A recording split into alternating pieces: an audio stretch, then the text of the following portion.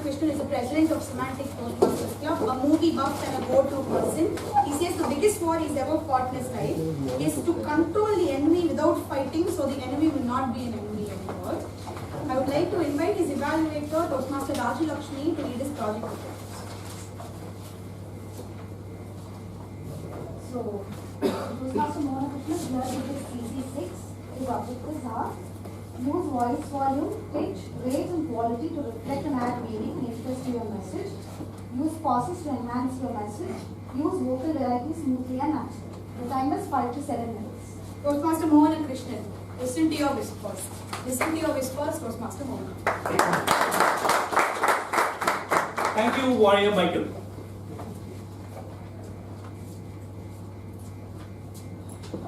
Have you ever thought you want to help someone, but you did not, or you were not able to help? Most of us, all of us.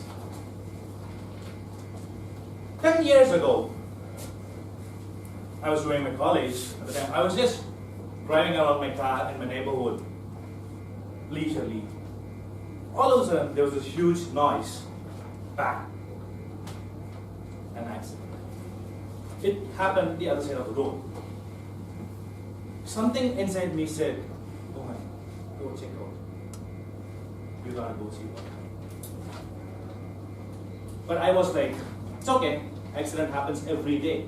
I can't do something there. And I drove home, relaxed. A few hours later, I got a call.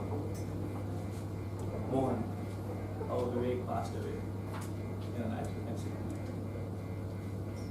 I was heartbroken. I was devastated. I was completely lost. Oh my God.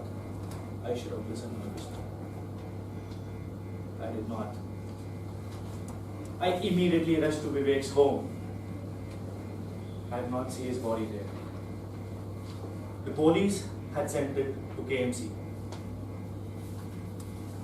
Vivek's father came running to me saying, "What? Please do something. These guys took the body and they're not giving it. It's been several hours." I really did not know what to do. Again, something inside me whispered, "Go ahead, Mohan, do something." Another side of me said, "You're just a student. What are you going to do?" But when looking at Vivek's father, I really wanted to do something. I took the phone, called KMC a couple of times. It was ignored. There was no response. You guys know how a government hospital works. But I wanted to do something. One of my uncle was a minister then, 10 years back. I wanted to reach out to him to see if I can do something.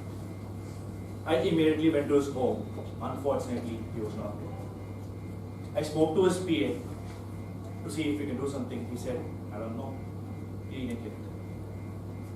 Again, I had a whisper. If you can't, no one can.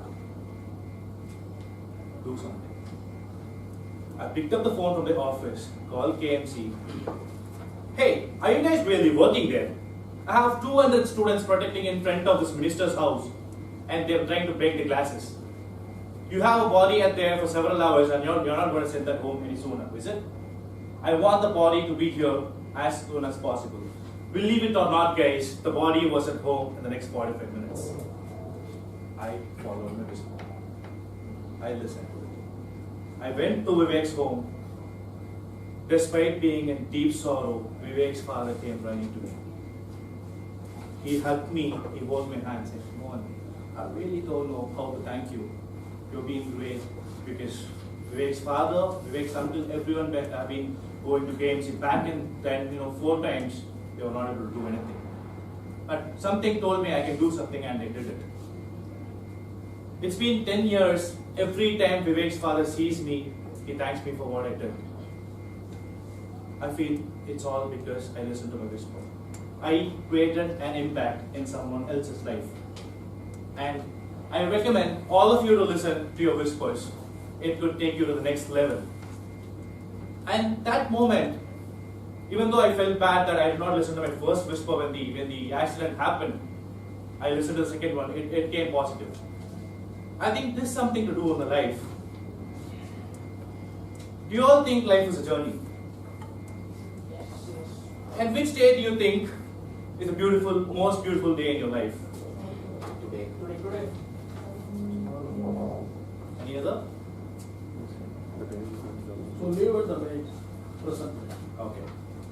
I think the most beautiful day in my life is going to be my funeral. Why am I saying this? No one is going to talk about how successful I was. No one is going to talk or ask if I was a president of a club in Toastmasters. Or I'm running for any position in the coming elections. No. People are going to talk about how I lived, how Mohan loved, how Mohan encouraged, how Mohan inspired, how Mohan impacted other people's life. This is it, guys. I highly recommend you all to have the yearning to listen to your whispers.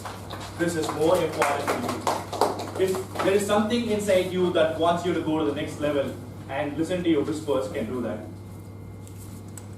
When I say about the funeral, when we are at the deathbed, we are not going to think about how much money we had, how much power we had. We are going to think about the impact that we have created in other people's life, and the other people are going to think about what impact I created them. And those people are going to be around you in your deathbed. Right? Agreed? Let's follow this. There's going to be two voices. When I said whisper, it's not going to be one.